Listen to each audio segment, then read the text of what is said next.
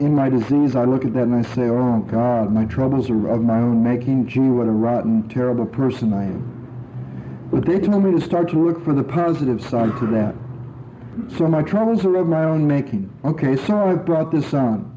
Well, I start to see a little bit of the freedom to that, because if it's not their fault, and they didn't make me this way, and it's not society's fault, and it's not because I'm an ex-con, and it's not the family I come from or the neighborhood, if my troubles are really of my own making, and I can get well, none of those things have to change for me to get well. I say today, thank God my troubles are of my own making, because those people I used to blame don't have to get well for me to feel better.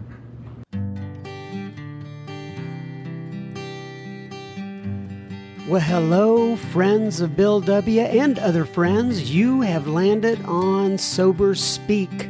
My name is John M. I am an alcoholic, and we are glad you're all here, especially newcomers. Newcomers, that is, both to recovery as a whole and newcomers to this podcast. Sober Speak is a podcast about recovery centered around the 12 steps of Alcoholics Anonymous. My job here on Sober Speak is simple. My job is to provide a platform to the amazing stories of recovery all around us. Consider Sober Speak, if you will, your meeting between meetings. Please remember, we do not speak for AA or any 12-step community. We represent only ourselves. We are here to share our experience, strength, and hope with those who wish to come along for the ride. Take what you want and leave the rest at the curb for the trash man to pick up. Greetings from Studio AA, deep in the heart of Texas. That was the voice of Joe Hawk that you heard at the beginning of this here episode, and you are going to hear so much more from him in just a moment, but first things first, this here episode is brought to you by, it's made possible by Kimberly, Tim, Laura, and Brad. And so you ask yourself, what exactly did Kimberly, Tim, Laura, and Brad do? Well, they visited our humble little website, www.soberspeak.com. They clicked on the little yellow donate tab and they made a contribution. So thank you so much, Kimberly, Tim, Laura, and Brad. This here episode is coming right out to Ewan's. All right, we're going to get right on into Mr. Joe Hawk today. Well, first of all, Joe Hawk has gone to the big meeting in the sky, and these recordings were captured at the Salvation Army over a 12-week period in Santa Monica, California in 1987. So there's some hard stops in the recording, but the material is absolutely dynamite. You know, it's interesting. I get, when I do, by the way, if you want to see if you want to listen to the first 5 episodes on my podcast, at least, you can search for Joe Hawk. All his first 5 are there in the podcast. They're sporadic. They're on different dates. If you really have some questions about that and you're trying to find it, email me at john@soberspeak.com, and I'll let you know what I think is the most efficient way of going about and finding those. But quite honestly, if you just Google Joe Hawk, Salvation Army recordings, I'm sure you'll see several different hits on that, and you can go listen there as well, whatever's easier for you. But I have had, when I played Joe Hawk, I've had a couple of different responses. Number one is I'll get the response of, oh, this is great, right? He is such a big book technician and we absolutely love him. And then some other people will write in and they'll say, hey, I don't like those old recordings. That's from 1987. It's all over the map. But hey, you can't please all the people all the time, right? But that's how it goes. All right, so here's Joe Hawk. We will not have plenty listener feedback at the end of this episode. And by the way, this is coming out right after Christmas. So anyway, ho, ho, ho. Hope you had a great Christmas. And I think that's all I got. God bless you guys. I take this 1 week at a time. I hope to be back next week with another episode. And say Happy New Year at that time. Bye-bye. My name is Joe. I'm an alcoholic. Hi, Joe. It's good to be here. I guess we usually do this in a smaller group, and most of you are usually with Conrad, and I guess he couldn't be here tonight. What I'd kind of like to do for everybody's benefit is to talk a little bit about what we've done so far. We've spent approximately 7 or 8 weeks on the first 2 steps from the big book of Alcoholics Anonymous. Most of the guys in that group know me, so I'm not going to bore you with a lot of my story. You'll just have to take for granted that I belong in Alcoholics Anonymous and that I belong here tonight. I'm certainly not here to save anybody who doesn't know me. I'm here really pretty much to save my own ass, and I'm certainly not here out of any virtue. It's more like desperation because I don't ever want to drink again. Basically, I do this for the same reasons I drank alcohol and took drugs. That might shock some of you, but I drank alcohol and took drugs because they worked and they made me feel good. And that's the same reason I do this kind of work today, in the steps and service to other people, because it works and it makes me feel good. It's part of what keeps me sober. I don't know why this came to mind, but if somebody asked me what's more important as far as what keeps me sober, doing these steps or carrying the message, I would have to say, before I had a message, it was about working these steps. And since the miracle of recovery has happened in my life, it's about carrying the message. You have to continue to give it away to keep it. But I'm also one that doesn't believe you just go through these steps one time. And you will meet a lot of people in Alcoholics Anonymous, let alone the ones that tell you the steps aren't really important. You will also meet a large number of people who say, you do these steps once, and then you live in step 10, 11, and 12.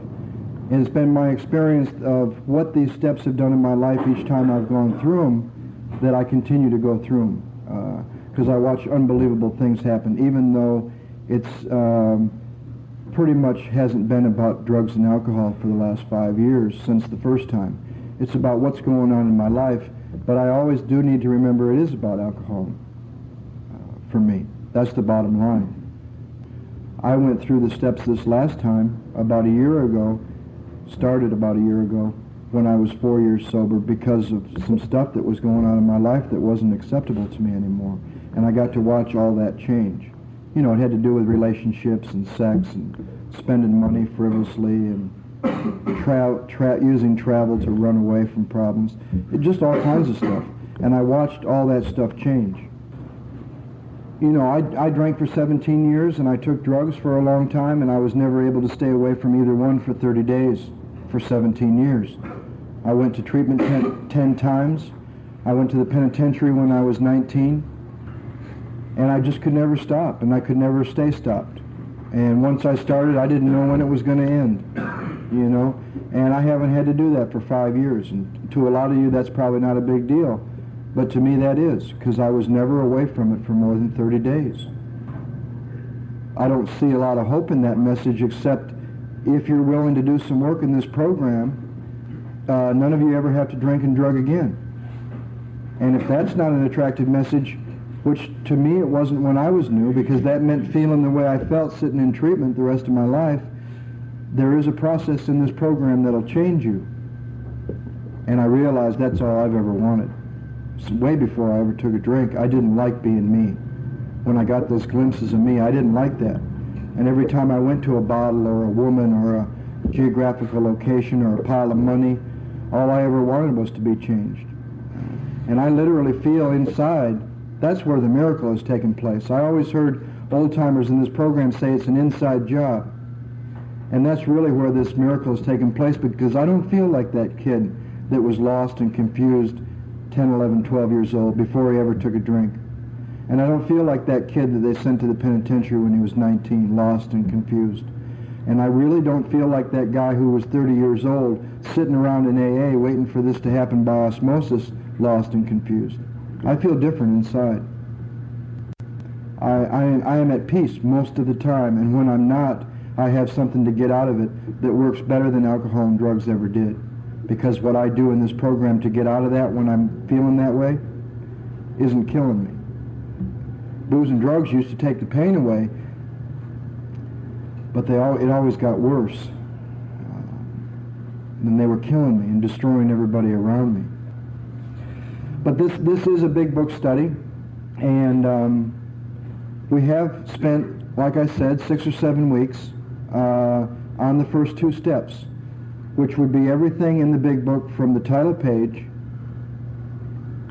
to page 58 we've covered. To help me be centered, I'll share with you real briefly what we've looked at so far. I think the title page was very important to me when I was new, because I saw there's 3 parts to this program, and it's not just about going to meetings. That's the unity part, but that there's 2 other parts on that triangle, on that title page. It talks about unity, recovery, and service. And I was only in 1/3 of the program. And it was important for me to see that. We looked at how this book is broken down in the table of contents and where the steps are. And we learned that we were going to find the first step in the doctor's opinion and Bill's story and more about alcoholism, and there is a solution. And we were going to break that up into 2 parts. We were going to look at the body, and then we were going to look at the mind. And that's what we started to do in this regular Thursday night meeting here. We started with the doctor's opinion. And we started looking at, why am I powerless over alcohol physically after I take a drink? We saw that the way this book defines alcoholism doesn't have much to do with what's going on in your life. You know, jail, divorce, jobs, 502s, insane asylums. It doesn't really have much to do with that. That stuff is really kind of the result of your disease, not the reason why. And we tried to put the results of our disease aside and look at, why am I an alcoholic?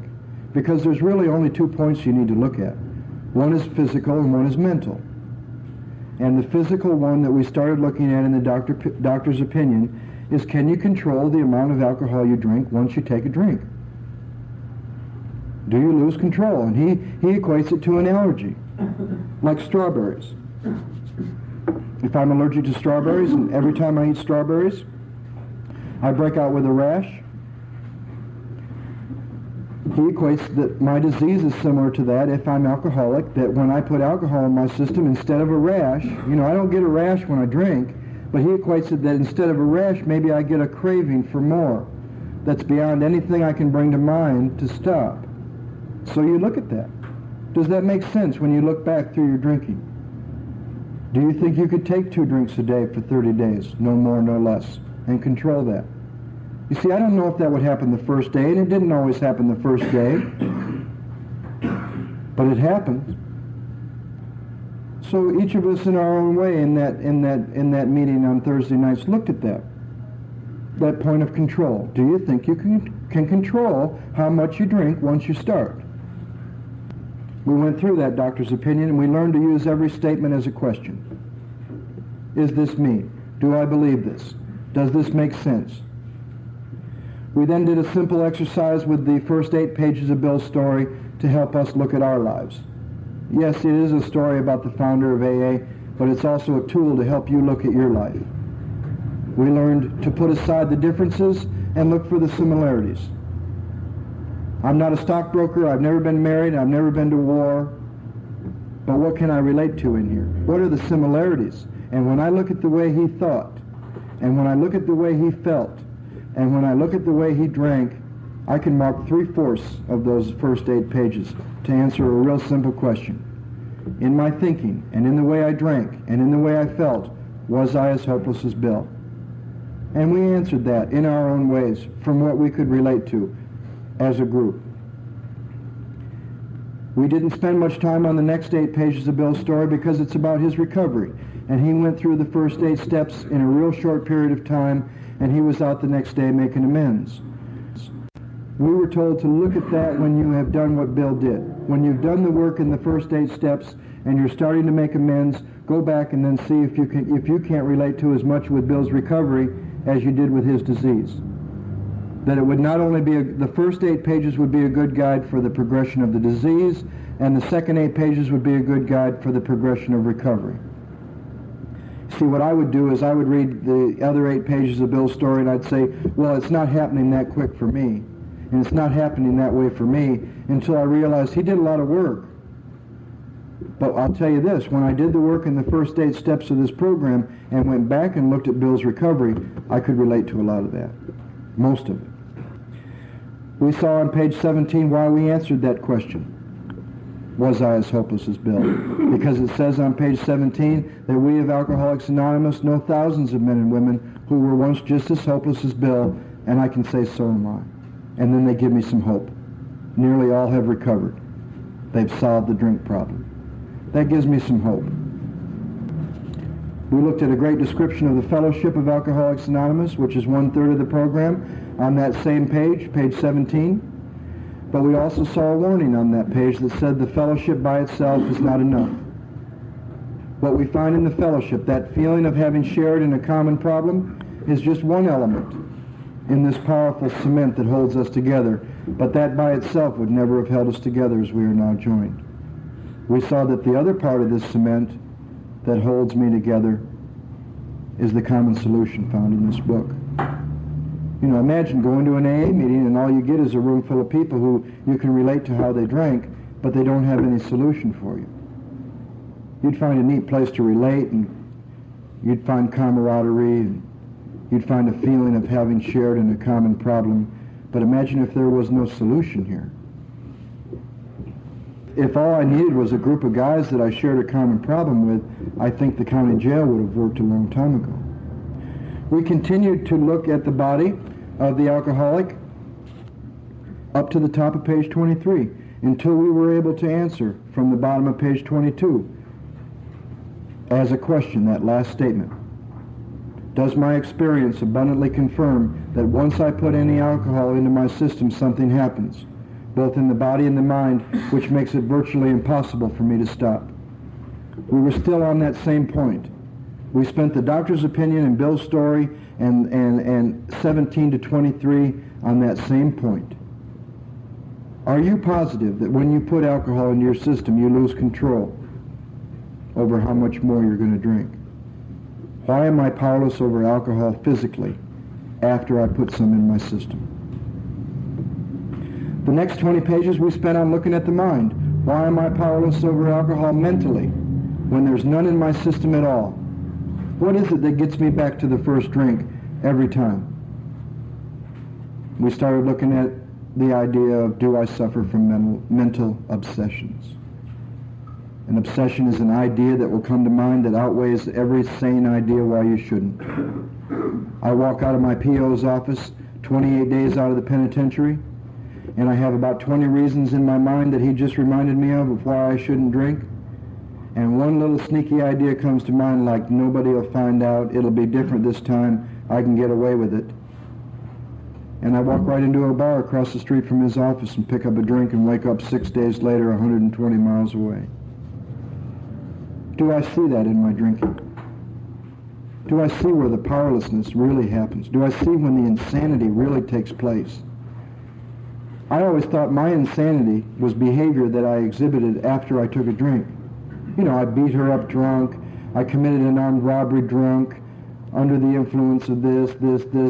All of it was under the influence, what I thought my insanity was. But a guy helped me see the most insane thing I ever did.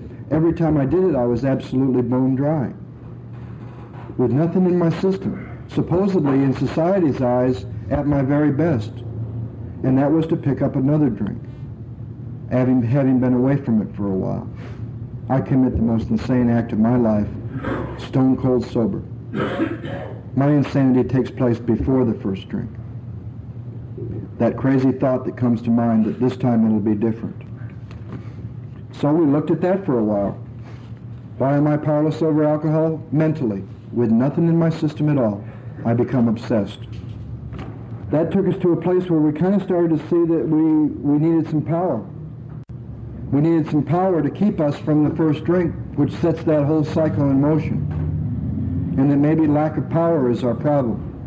And that we are without defense against the first drink. And that no human power can provide that defense.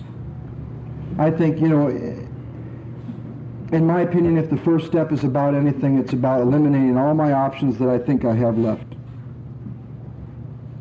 To where it gets down to two alternatives.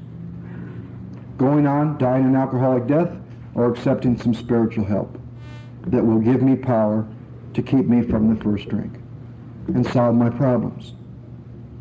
We not only looked at that this is a physical and a mental disease, we looked in depth that this is a spiritual disease that you can identify real simply from this book.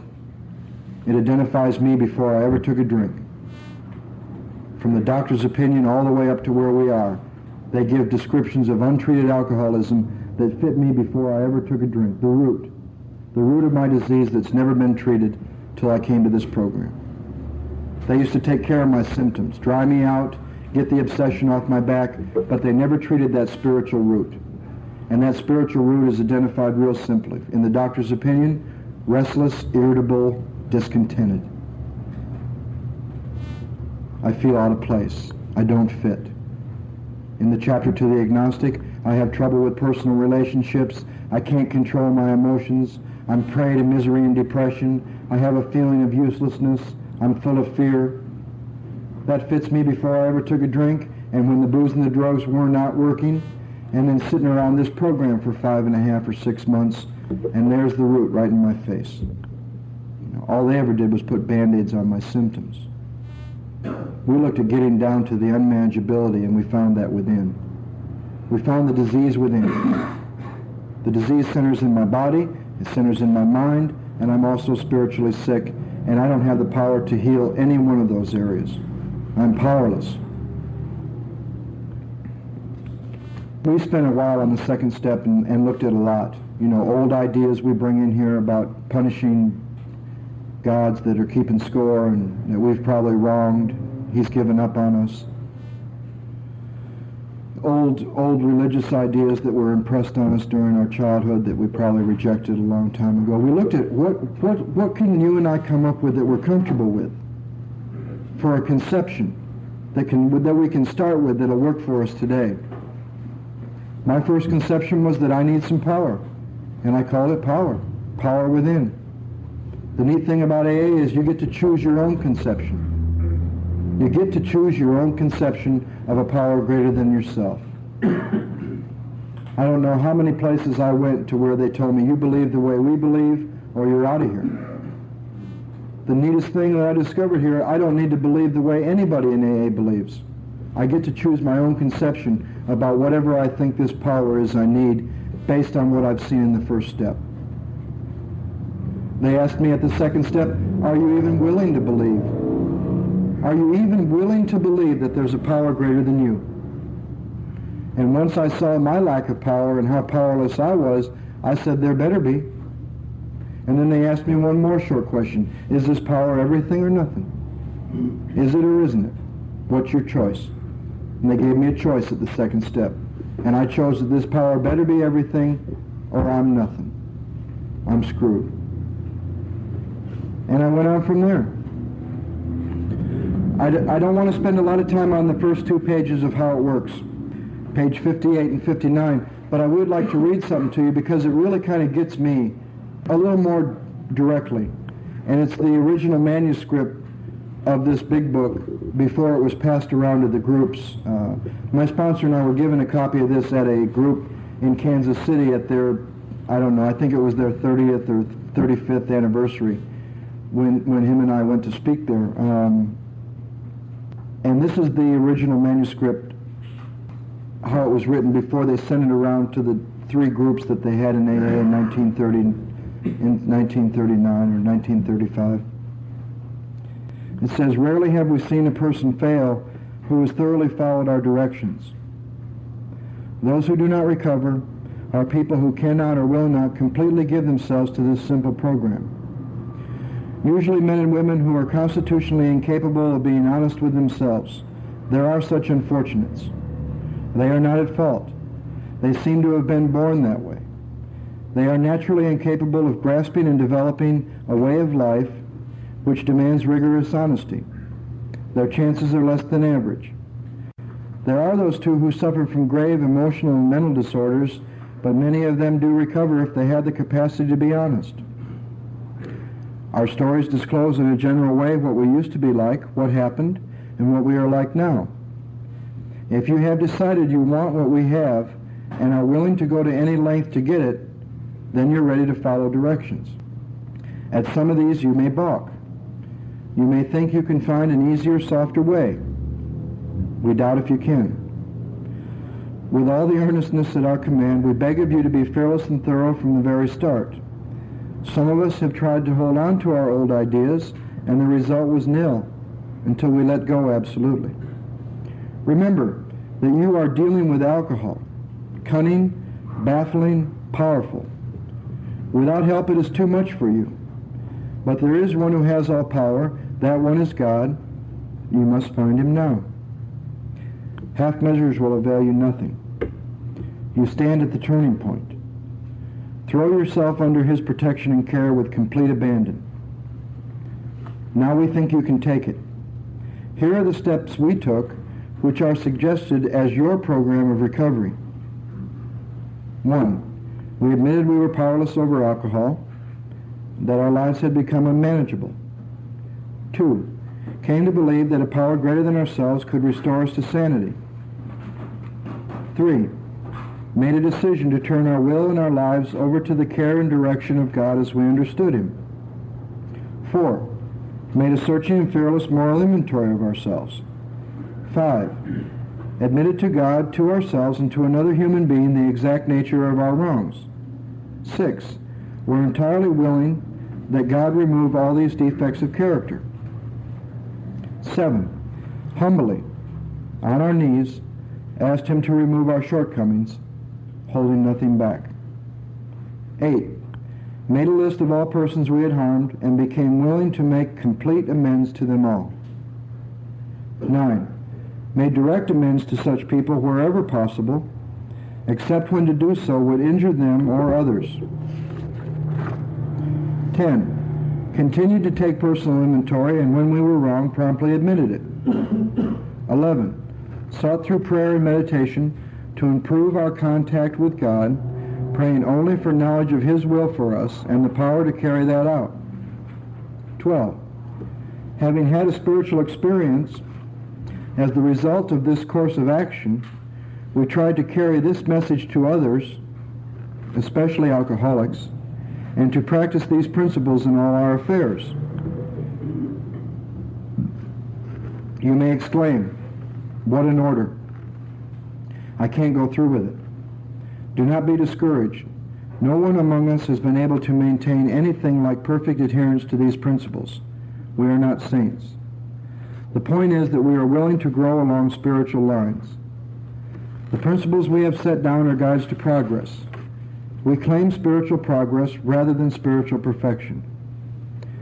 Our description of the alcoholic, the chapter to the agnostic, and our personal adventures before and after have been designed to sell you three pertinent ideas. A, that you are alcoholic and cannot manage your own life. B, that probably no human power can relieve your alcoholism. And C, that God can and will. If you are not convinced on these vital issues, you ought to reread the book to this point, or else throw it away. If you are convinced, you are now at step 3, which is that you make a decision to turn your will and your life over to God as you understand him. Just what do we mean by that, and just what do we do?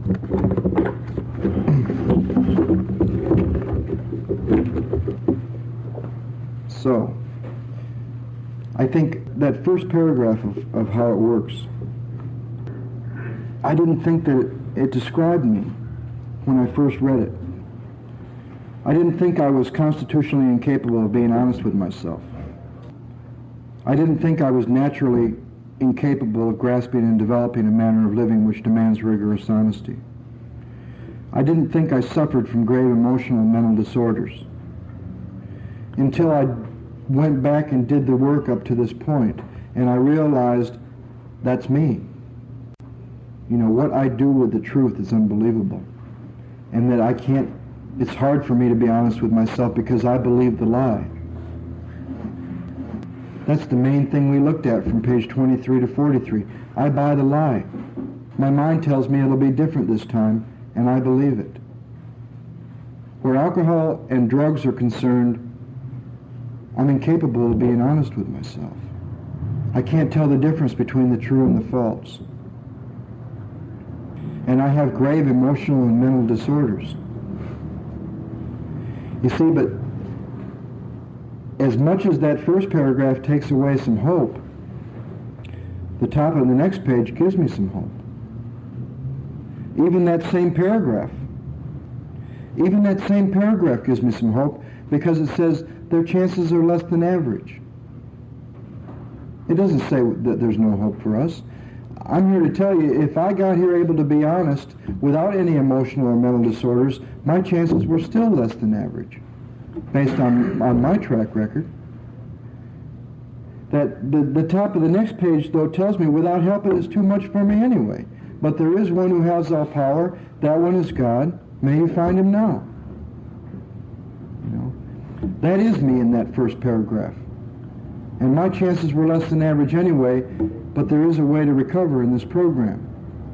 Because rarely have we seen a person fail who has thoroughly followed our path. If I do what these people did, I should get what these people got.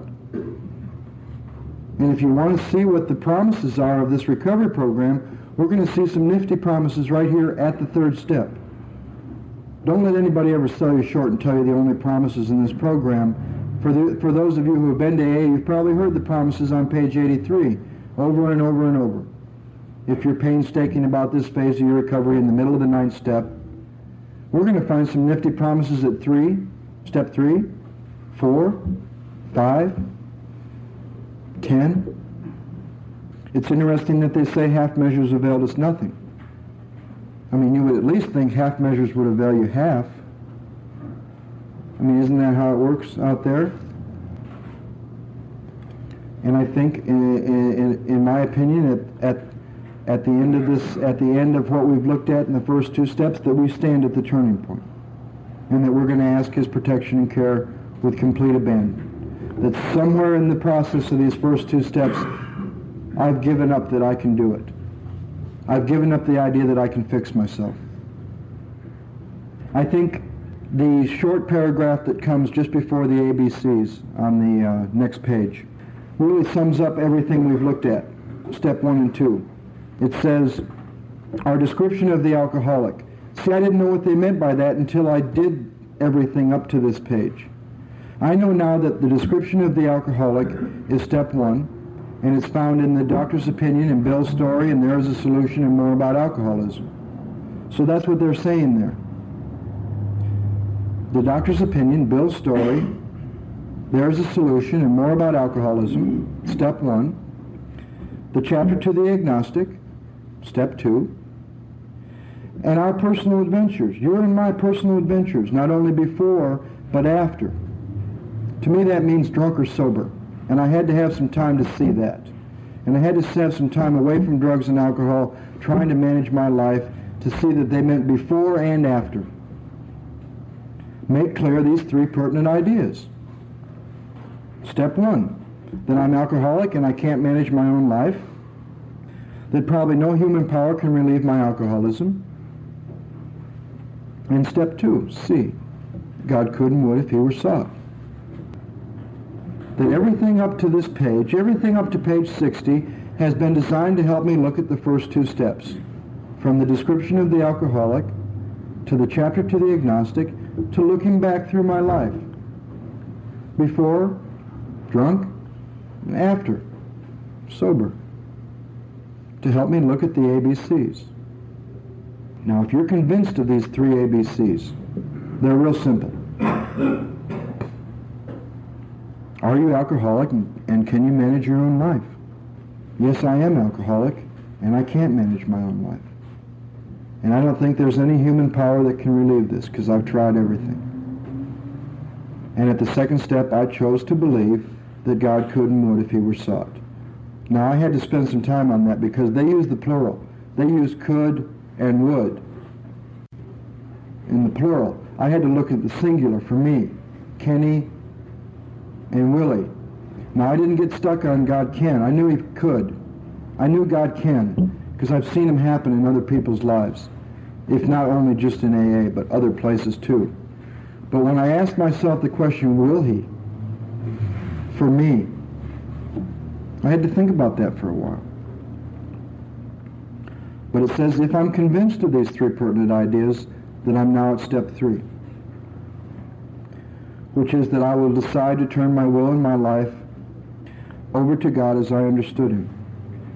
Just what do we mean by that, and just what do we do? As with other questions that we've covered so far, like the question from step 2, where and how are we going to find this power? We found an answer to that 10 pages later. I find an answer to this question, just what do we mean by that, and just what do we do, on page 62, which we will get to. I think before that, though, at the bottom of this page, there's a requirement. And I feel sorry for those that say there's no requirements or any musts in this program. I think maybe they're talking about the fellowship. There are no musts, and there's only one requirement in the fellowship. But to be a participant in this recovery process, there are a few simple requirements. And here's one at the 3rd step. The first requirement is that I be convinced that any life run on self-will can hardly be a success. Am I convinced of that? That my life, run on my will, can hardly be a success, drunk or sober. Because in these next few paragraphs, they're really going to help me look at myself without the drugs and the alcohol.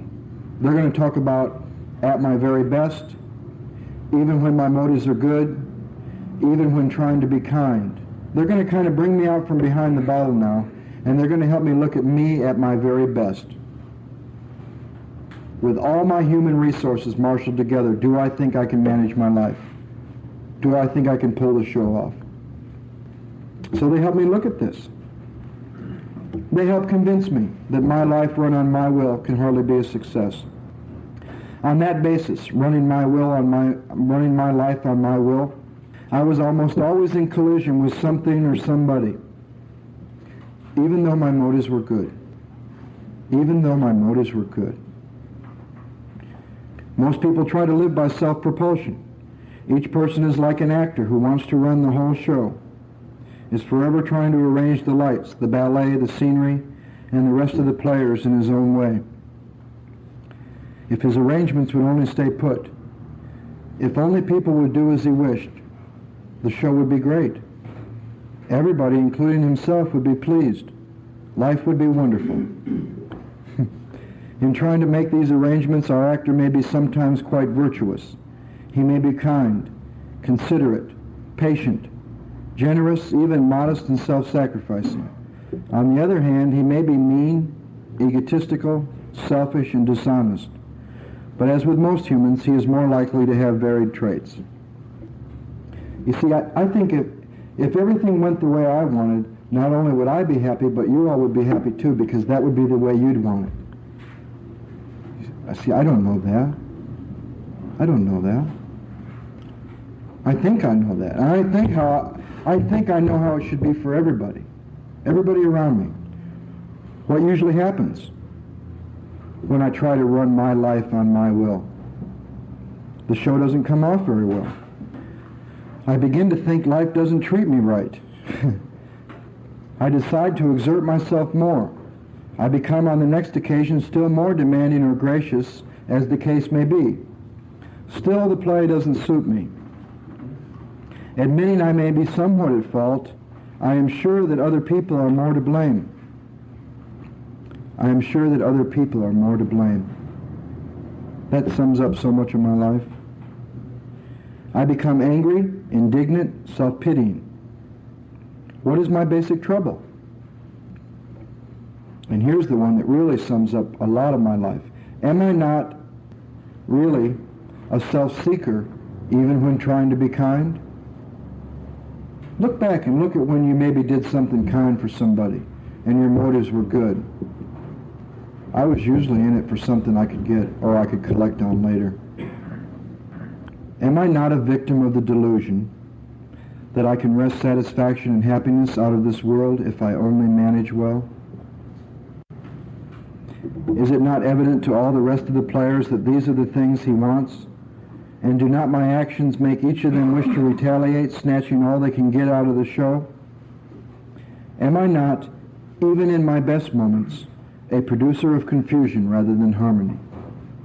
My confusion and their confusion, even in my best moments. Our actor is self-centered and egocentric, as people like to call it nowadays. He is like the retired businessman who lolls in the Florida sunshine in the winter complaining of the sad state of the nation, the minister who sighs over the sins of the 20th century, politicians and reformers who are sure all would be utopia if the rest of the world would only behave, the outlaw safecracker who thinks society has wronged him, and the alcoholic who has lost all and is locked up. Whatever our protestations, are not most of us concerned with ourselves, our resentments, or our self-pity? Now they get down to the root. And this describes me before I ever took a drink. All the way through my 17 years of drinking, and when I'm untreated, in an untreated condition, sober. They say that selfishness and self-centeredness is the root of my trouble. I was well into selfishness and self-centeredness way before I ever took a drink. Whenever the booze and the drugs weren't working, and sitting around this program untreated. I want what I want when I want it, and how I feel is so very important that I'm willing to go to any length not to feel that way, to anyone around me, including my own life. That's selfish and self-centered. See, I want to get that way today in meetings, and I want to tell you how I feel. I'm in a little bit of pain, or a little bit of this, or a little bit of that is more important than carrying a message to the new guy. And I want to sit here and impose all my pain and drama on you. That's self-centered. And that's also being really selfish. Selfishness and self-centeredness, that we think is the root of my trouble. Driven by 100 forms of fear, self-delusion, self-seeking, and self-pity, I step on the toes of my fellows and they retaliate. Sometimes they hurt me, seemingly without provocation. This is another one that gets me. We invariably find that at some time in the past I have made decisions based on self which later placed me in a position to be hurt. For those of you that do a 4-step, an inventory, you're going to see that all the way through it. That sometime in the past you made decisions based on self, selfishness, self-centeredness, fear, which later placed you in a position to be hurt. I was told that this next sentence is probably the greatest statement of hope in Alcoholics Anonymous. But I didn't see it until I wrote inventory. And it says, so our troubles we think are basically of our own making. You know, in my disease I look at that and I say, oh God, my troubles are of my own making. Gee, what a rotten, terrible person I am. But they told me to start to look for the positive side to that. So my troubles are of my own making. Okay, so I've brought this on. Well, I start to see a little bit of the freedom to that, because if it's not their fault, and they didn't make me this way, and it's not society's fault, and it's not because I'm an ex-con, and it's not the family I come from, or the neighborhood, or those guys, or that school. If my troubles are really of my own making, and I can get well, none of those things have to change for me to get well. I say today, thank God my troubles are of my own making, because those people I used to blame don't have to get well for me to feel better. Thank God my troubles are... Greatest statement of hope in this book. So my troubles are basically of my own making. They arise out of ourselves. And the alcoholic is an extreme example of self-will run riot, though he usually doesn't think so.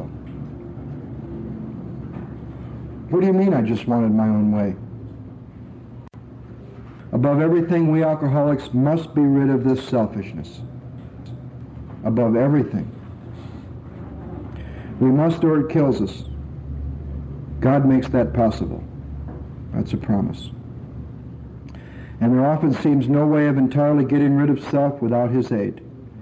Many of us had moral and philosophical convictions galore, but we couldn't live up to them, even though we would have liked to.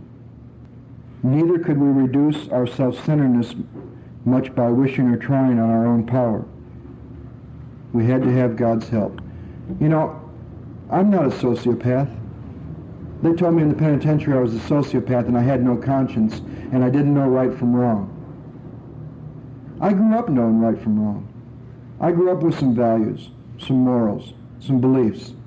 I read all kinds of philosophical stuff in the joint. All kinds of programs. But I couldn't wish those things to happen. I knew I shouldn't lie. I knew I shouldn't steal. I knew what it takes to break my mother's heart. But how come even knowing all that, knowing what I shouldn't do if I don't want to break her heart anymore, how come I get out and I continue to do that?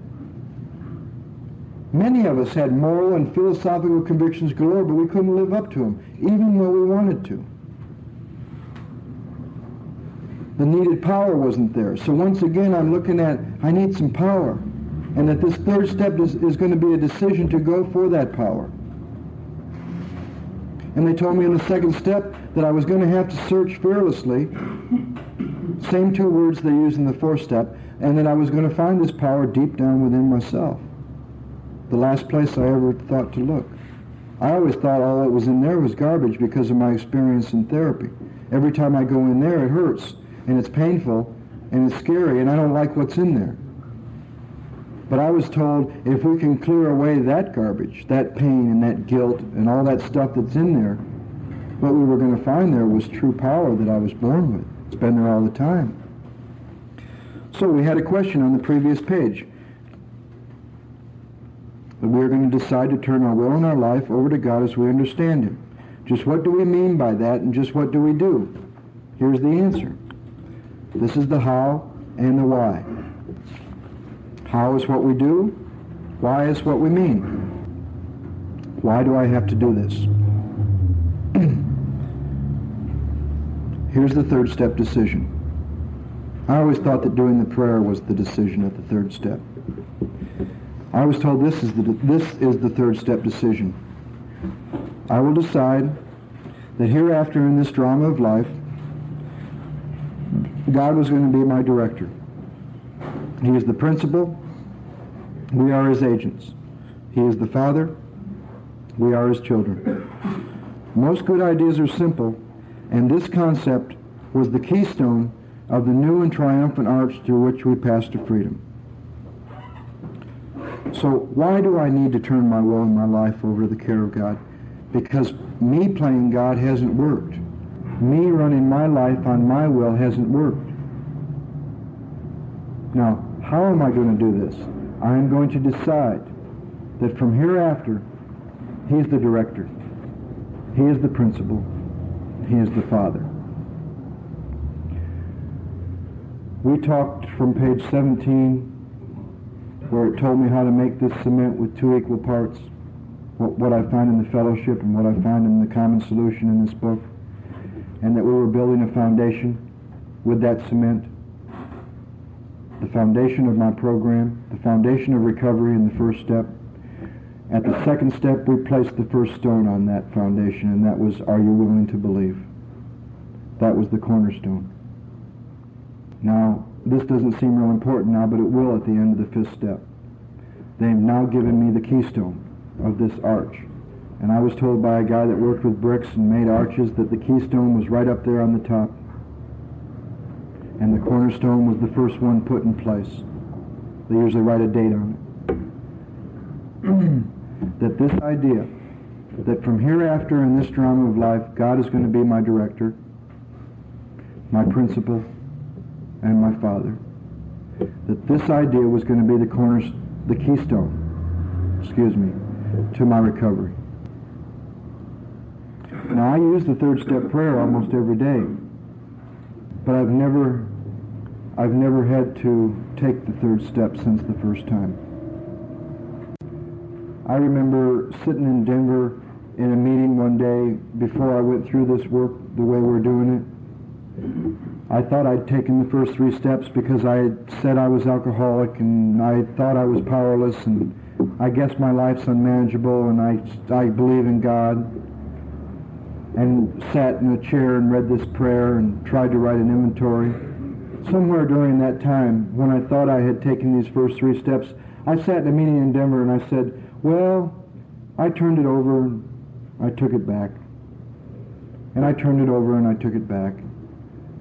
Thank God one of these old-timers looked at me and he said, if you're still doing that, son, you haven't turned it over. He said, why don't you shut up and sit down and listen? And for the first time in my life, I did that. He said, you know, it's kind of like sending someone over in the corner to pray for ham and eggs and then just tell them to sit there. They'll probably starve to death. But he said, if you tell someone to go sit in the corner and pray for ham and eggs and then get up and make a commitment and do their best, they'll probably eat ham and eggs that day. And that's kind of what this third step was like. That by itself it was just a decision, but that if I get up off my knees after doing this prayer we're about to look at and give it one hell of a commitment, that this thing would probably happen. He said it's kind of like a chicken and a pig walking down the road, and they come to a church and there's a sign on that church that says, help feed the poor. And the chicken looks at the pig and he says, we ought to do something about that. And the pig says, well, what could we do? And the chicken says, well, we could feed him ham and eggs.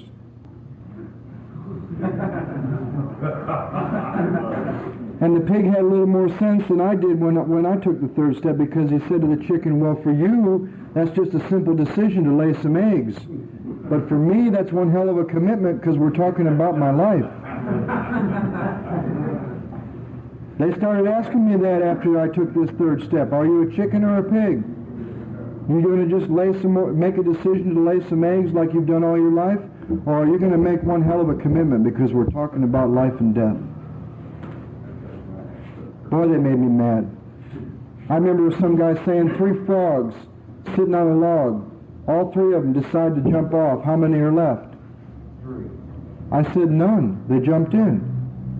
He said, no, 3. All they did was decide. Now what are you going to do? And I know I've taken this third step when I pick up a pen and a piece of paper and I'm writing the 4th step.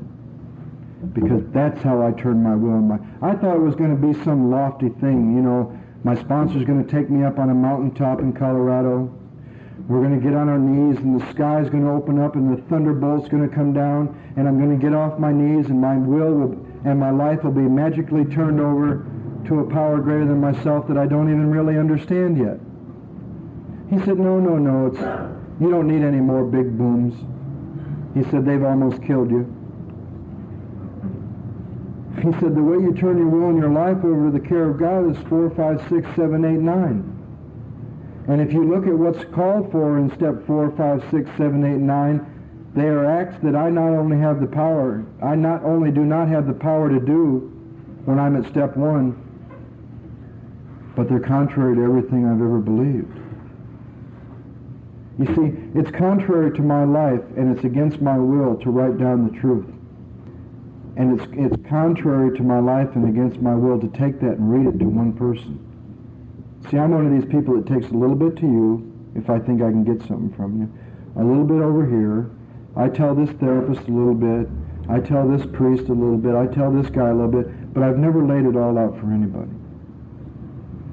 And it's really against my will and against my life to ask something outside of myself to take all this garbage. And it's really against my life and against my will to make a list of people I've harmed and become willing to make amends to them. and it's really contrary to my life and against my will to go to those people and make amends. So the way I turn my will and my life over to the care of God is by doing things in 4, 5, 6, 7, 8, and 9 that are contrary to my life and against my will. You know, you don't just take the third step and wake up the next day with holy. I'm grateful for a sponsor who never used the promises in this book like carrots. Like, you know, they dangle them out in front of you to lead you along. My sponsor believes that these promises should be used as a checklist. And when we get to some, if they're not happening, we miss something, we go back because we haven't been thorough. And he said that what we were about to do, there was going to be a paragraph of promises before we even got on our knees and did it. That the miracle of the third step had already happened, or I wouldn't be ready to get on my knees and do that prayer. But what he asked me to do that day, he asked me to get quiet for a little bit. And he asked me to take that simple idea that I just decided about the Father and the principal and the director, because that covers every area of my life. He asked me to take those simple ideas, that keystone, and kind of put it together with what I chose at the second step, that I was willing, that cornerstone. And to put those two ideas with, kind of put them together with my own conception. And to imagine that. And it started real mechanical, and it started in my head, but it's become the most important part of my sobriety, because he told me to get a picture of a place where I was comfortable at once. And I think the first time it was like on a mountaintop in the woods. And I was just sitting quietly, and I tried to see that in my head, and he said, try to imagine that within, and see it down in your gut. And just to be quiet and sit there with the Father, whatever my conception was, for a little while. And he left the room, and I sat there. And a picture came to mind, and it was kind of hard to see it within, but, you know, I tried to do that, and I got quiet. And he came back in the room after a few minutes, and he read this next paragraph, and all of what he read to me in this next paragraph started to happen. Even in those few minutes of quiet. You know, it's like something had happened in the first 3 steps that time that gave me some power to go in and look at that inventory that I was never able to look at. And when he came back in the room, he read this. Because I needed to remember that at the second step it did say that deep down within would be the only place that I would find this. In the last analysis, it would be only deep down within that I would find this power. And I started practicing that from that day to this, and it's probably the most important thing in my life. That I have a quiet place within I can go when I'm confused, when I need an answer, when I need some direction. But he came back in the room and he read this paragraph on page 63. And it says, when we sincerely, and that's probably an important word, when we sincerely took such a position, all sorts of remarkable things followed. We had a new employer. Being all-powerful, he provided what we needed if we kept close to him and performed his work well. Established on such a footing, I became less and less interested in myself, my little plans and designs. More and more I became interested in seeing what I could contribute to life. As I felt new power flow in, as I enjoyed peace of mind, as I discovered I could face life successfully, as I became conscious of his presence, I began to lose fear of today, tomorrow, or the hereafter. I was reborn. And that began to happen before I got on my knees and did that prayer, and it's only gotten stronger since. I have never taken back that decision I made at the bottom of page 62. Now, I'm not saying I have never not tried to run my life on my will, but it's been futile, and I've never taken back that decision, because I don't think I have a choice once I've sincerely done this. I like a guy that I heard who says he doesn't have the luxury of getting up every day and deciding whether he's alcoholic or not, and who's got the power. and making this decision every day. Because the day might come when he's not real fit to make that decision and he decides the wrong thing. I think if this is done once sincerely, I don't ever have to make this third step decision again, even though I continue to use that prayer on a daily basis. It says here that many of us said to our Maker as we understood him, God, I offer myself to thee, to build with me and to do with me as thou wilt. Relieve me of the bondage of self, that I may better do thy will. Take away my difficulties, that victory over them may bear witness to those I would help of thy power, thy love, and thy way of life. May I do thy will always. Now they probably knew who they were writing this book to, because after the prayer they snuck this in there. We thought well before taking this step. Making sure we were ready, that we could at last abandon ourselves utterly to him. But see, if I've covered everything up to this prayer, I have thought well before taking this step. I have really begun to see what this decision is about and what it's based on. And it's based on those ABCs, and they told me exactly where I found A, B, and C. And if I've covered everything up to this point, I've thought well before taking this step, and I've asked myself, am I really ready to abandon myself? I found it desirable to take this step, this spiritual step, with an understanding person. Another alcoholic. They say maybe like our wife, best friend, or a spiritual advisor. I think my sponsor is my spiritual advisor. But it is better to meet God alone than with one who might misunderstand. You got to remember, they wrote that back when there wasn't always an AA guy to grab and people were doing this for the first time by themselves. Now we have the luxury of being surrounded by people in AA who have done this and would understand.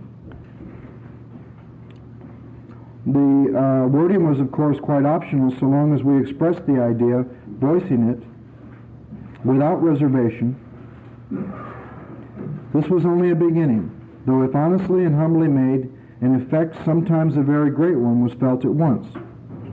If I look at the third step by itself, it's just a decision to go for some power that I don't have. I think 4 through 9 is about getting that power.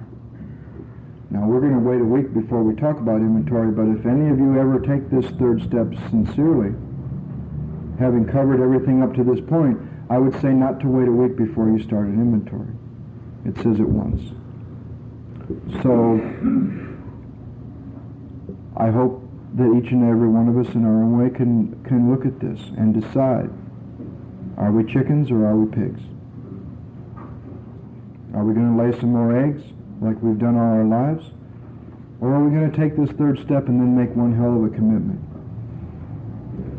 Thanks for letting me share.